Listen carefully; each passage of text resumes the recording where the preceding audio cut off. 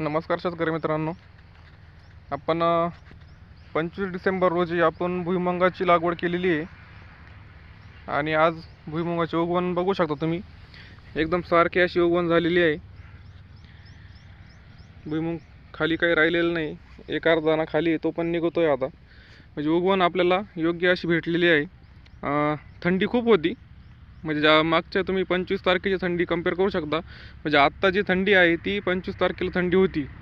त्या सिच्युएशनमध्ये आपण भुईमुगाची लागवड केलेली आहे, तरी आपल्याला उगवण एकदम मस्त अशी भेटलेली आहे. उगवणीला कालावधी थोडा वाढवा घेतला, कारण थंडीमध्ये उगवण थोडी मंदावते. म्हणजे त्याची ग्रोथ थोडी हळू चालते थंडीमध्ये. आणि तरी पण मग उगवण ही एकसारखी झालेली हे महत्त्वाचं आहे आपल्याला.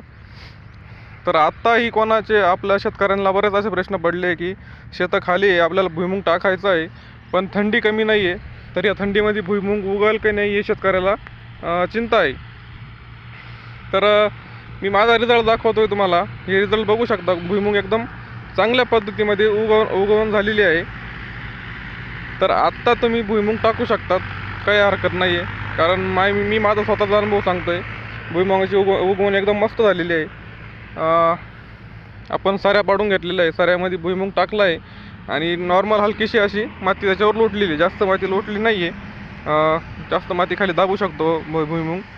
तर थोडी थोडी माती लोटली आणि पाणी भरून दिले.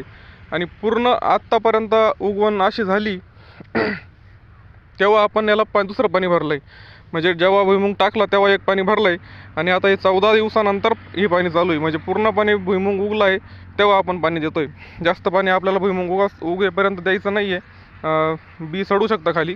त्याच्यामुळं पाणी नियोजन खूप महत्त्वाचं आहे. आणि आपलं भुईमुग टाकण्याचं पण नियोजन योग्यच पाहिजे. सरी पाडून टाका किंवा आपण ओगळी करून गई पाडून म्हणतो तशा पद्धतीने टाका. फक्त लक्षात एवढंच असतं की माती आपल्याला कमी लोटायची. भुईमुगाच्या दाण्यावर जास्त माती येऊ नाही द्यायची.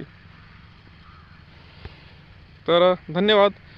अशाच नवनवीन व्हिडिओसाठी आपल्या चॅनलला फॉलो करा. व्हिडिओ आवडला असेल तर लाईक करा, शेअर करा.